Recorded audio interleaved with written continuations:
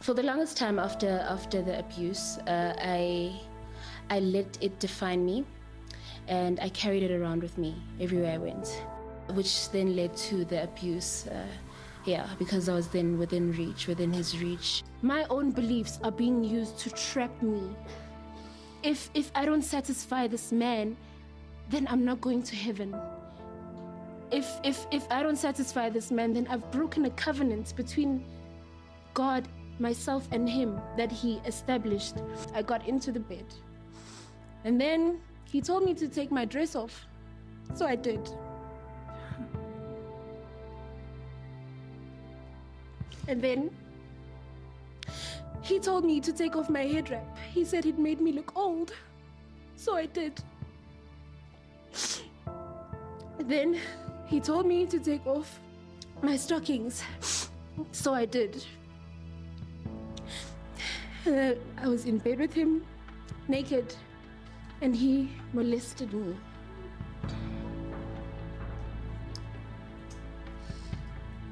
And all I could do was lay there. All I could do was lay there. We want to obviously enforce laws that can protect young women and young men, obviously, against this kind of complex sexual abuse, which is not just sexual, but also psychological.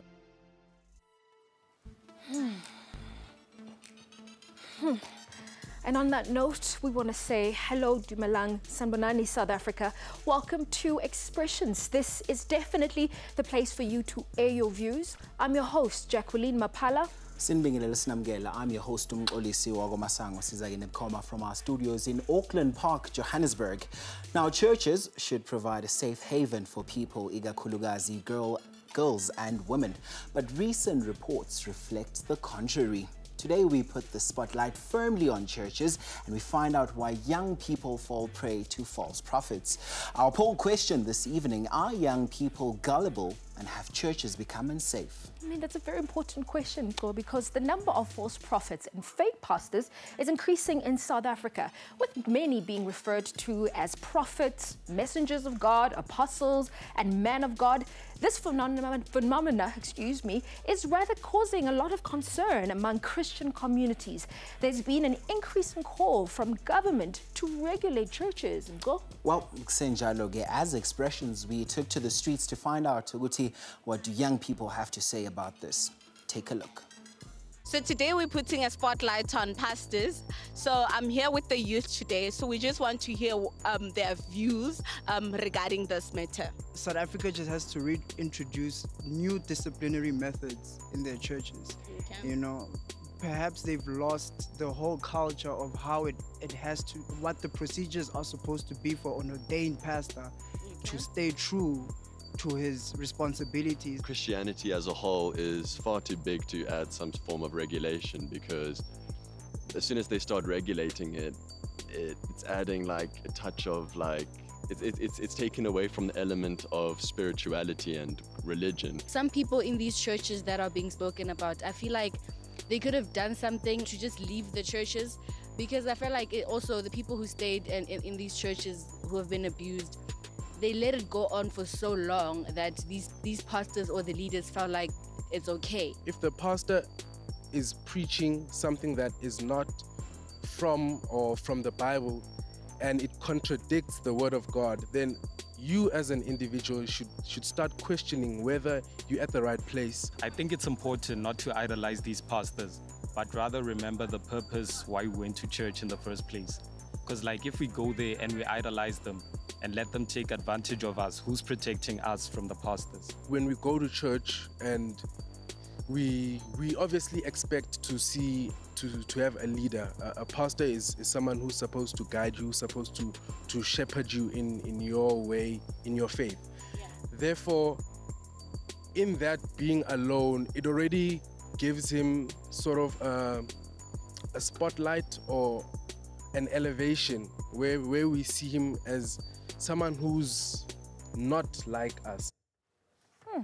young people on the streets, giving us a little bit of food for thought when it comes to this also important discussion that we're going to be having in studio. But I never have it by myself. I'm joined by my guests, and I'm joined by my first guest, who is Spuma Mabena, who is a youth pastor, and I'm also joined by Lexi Lyons, who's the director from Slut Walk.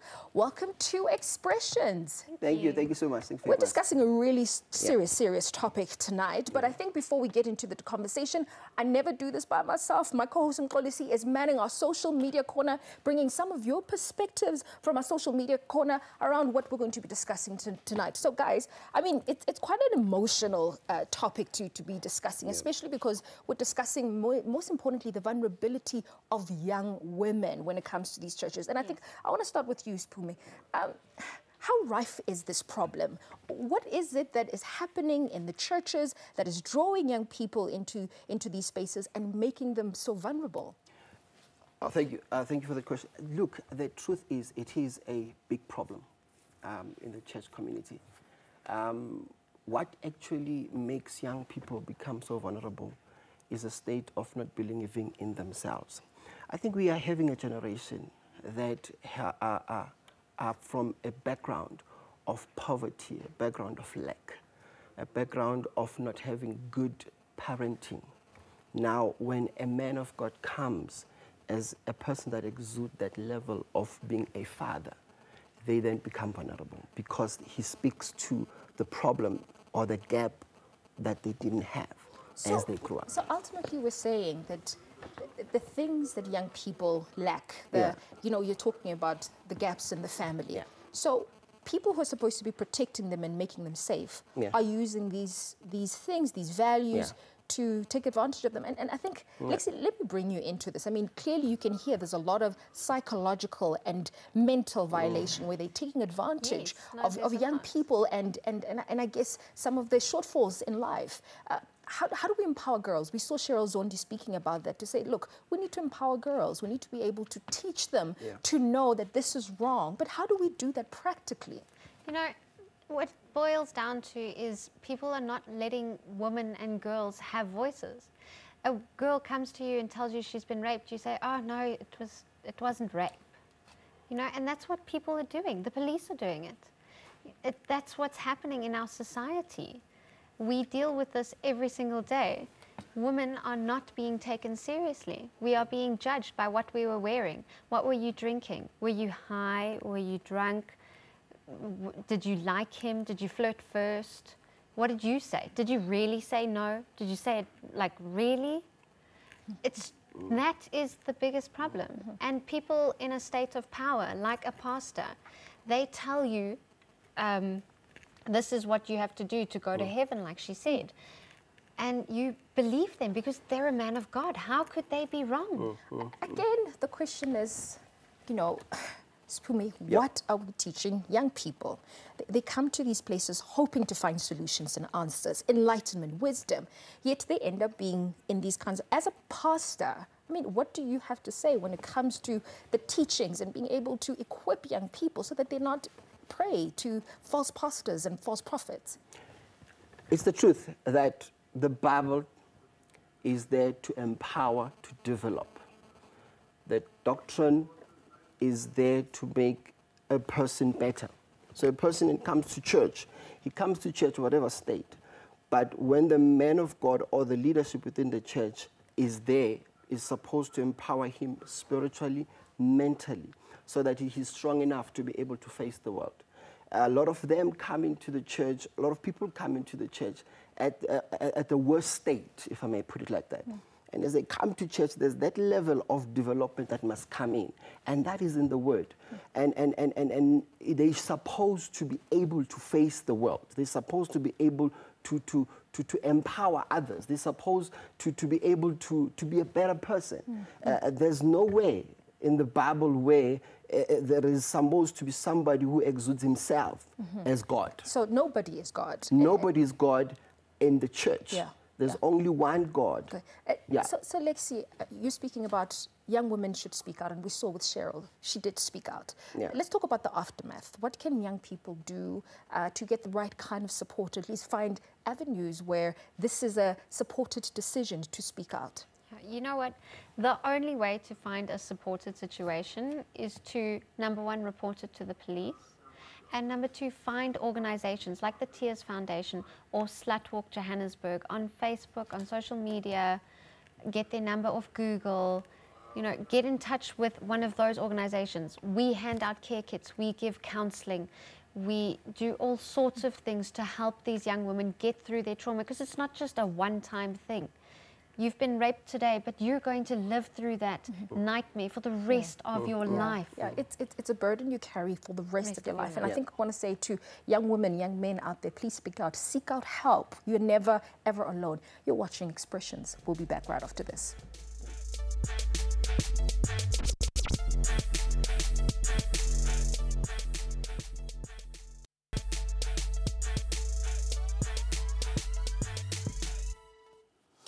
You are still watching Expressions, your hashtag #1 youth current affairs show. Now we're talking about a very heated issue this evening.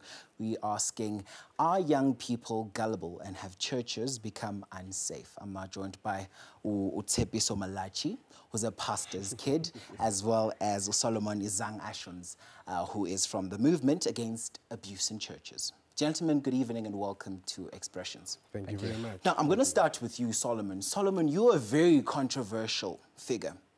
You're controversial in the sense that you've leveled so many allegations against, you know, very prominent pastors around the country. And I want to know, why was this? Is it because you have a thing against so-called foreign pastors, or do you have a problem with pastors? What was the issue?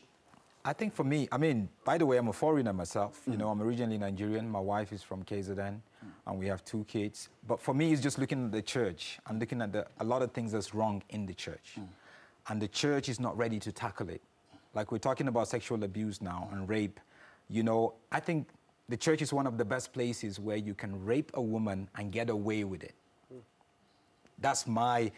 This morning, we had to go to the High Court because another girl who came to me with a video I posted on social media, the pastor now took her to the High Court, and we had to help her. You know, so we're dealing with all these issues, but for me, it's about we have drifted away from the truth. We've drifted away from the fear of God amongst our leaders. In the book of Acts chapter 8, you know, there's this guy called Simon, who was doing great magic and great things in Samaria. Now, a lot of people thought he was legit until Peter and the other apostles came in and they saw what they did, miracles. They were like, oh, okay, this guy is actually not legit. And we see a lot of that in church. And for a long time, man, people have been quiet. Young people have been taken advantage of. I get messages from girls getting abused, financial abuse, spiritual abuse, which is what we don't talk about.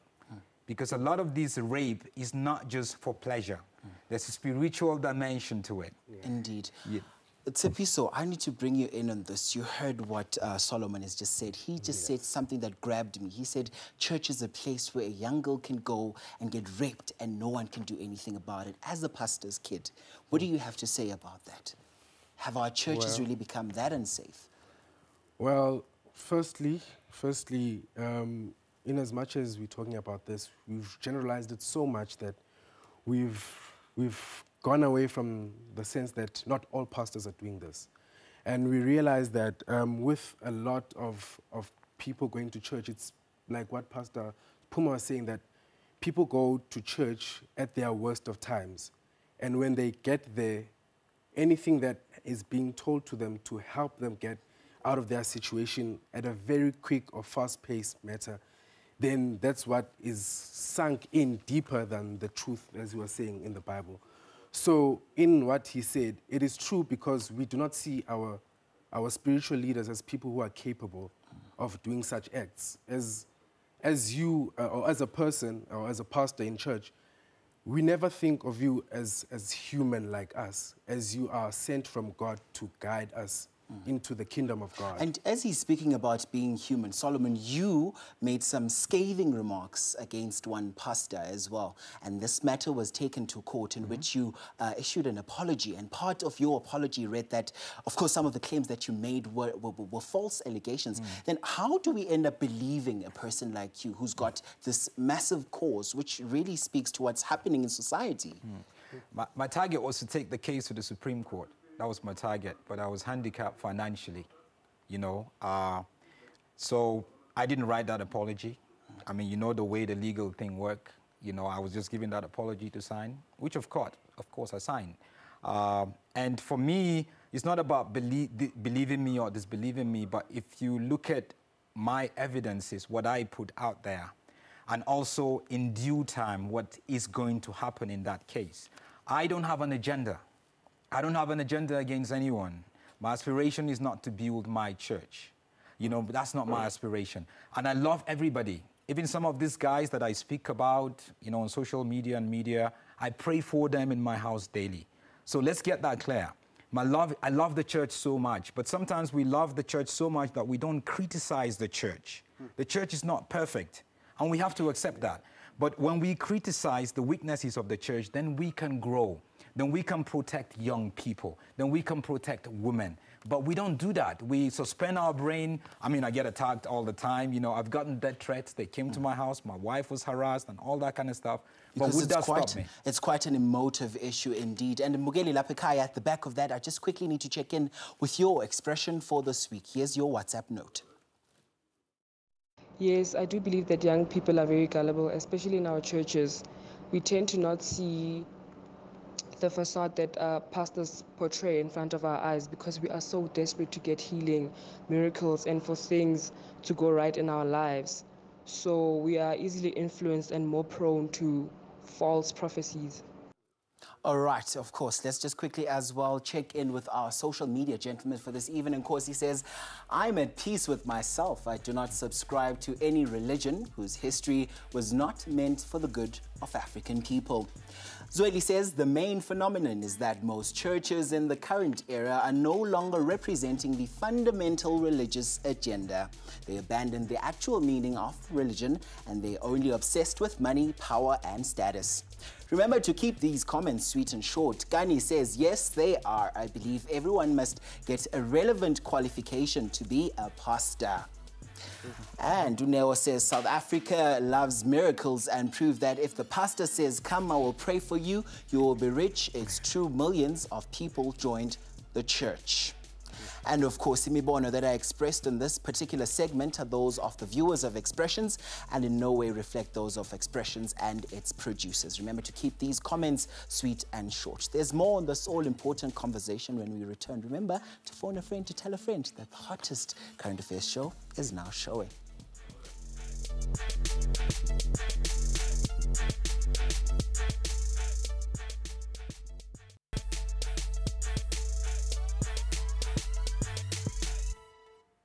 Welcome back. You're watching Expressions, South Africa's biggest current affairs show. Today we are having a really hot discussion here in studio and we're talking about a burning issue. And of course, the core question that we're asking you this evening is, are young people gullible? Have churches become unsafe? We're talking about churches and pastors. I'm still with my guest, Uspumi, as well as Lexi, and unfortunately we're going to have to wrap it up. Okay. But a lot of very poignant points came across. But I think before we get to some of the points that were addressed from Kolisi's side, it's just to find out from you, Lexi, slut walk, what is that all about? And most importantly, how can young people have access to it? So basically, slut walk is an anti-rape movement. We've got different sections all over the world. It started in Canada because a student was raped and reported it to the police, and they told her she shouldn't have dressed like a slut if she didn't want to be raped. So it just sparked a massive movement which has gone across the world, and basically we stand for if you can wear whatever you want and you still don't deserve to be raped. You can find us on social media, Facebook, Instagram. You can Google us, we'll come up. All our phone numbers are on there. You can speak to any of us, any of our counsellors. Slut Walk. Slut Walk Johannesburg on Facebook. Excellent. We cannot dispute, Pastor, the important element that was addressed across there with Kolisi around the fact that pastors can get away with it. Actually, churches is a place where pastors can get away with rape. So I want to find out from you, because business cannot be as usual once we've seen stories like Cheryl Zondi's, to say, what are you doing practically in your church to equip your young women so that they don't end up in this kind of situation? Okay. Basically, let me just make mention that personally, I'm from Assemblies of God, the church with a pastor who has the deacons and the elders. The church has got its governance on how to discipline any wrongdoing. Be it you are any young person within the church that you probably have done anything wrong, you first be disciplined by the structure, which is the elders and the deacons in the church. And then they call it excommunication. You'll be excommunicated because of the wrongdoing.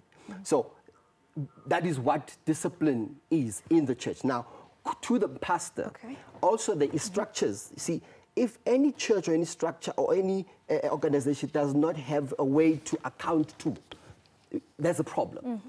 Our pastors within my church, they are accountable to the executive and the DC. So that structure is overseeing the pastor. So you have set up some way to protect young women. I mean, look, there's a lot that we can discuss around this, but I hope we've educated young people that they need to speak out. But I think most importantly that pastors are not God. So thank you again for coming to the show. Thank you so much. And of course, bringing a very important element here, accountability.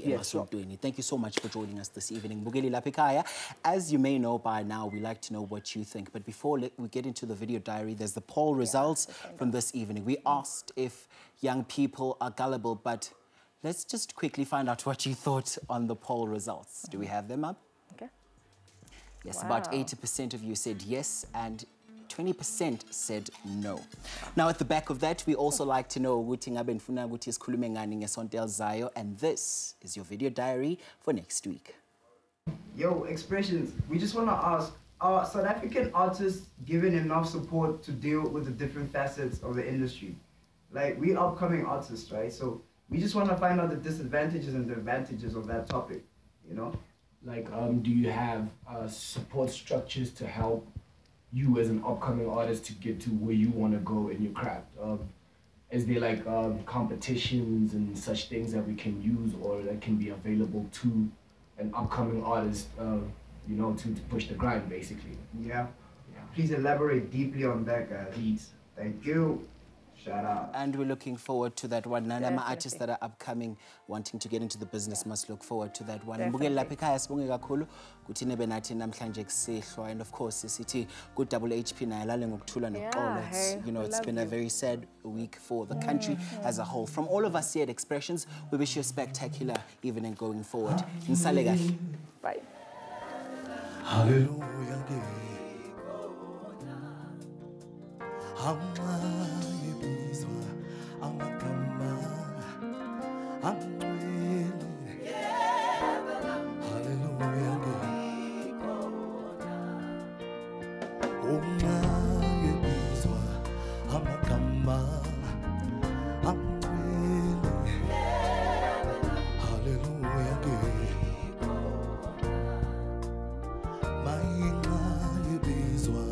I'm a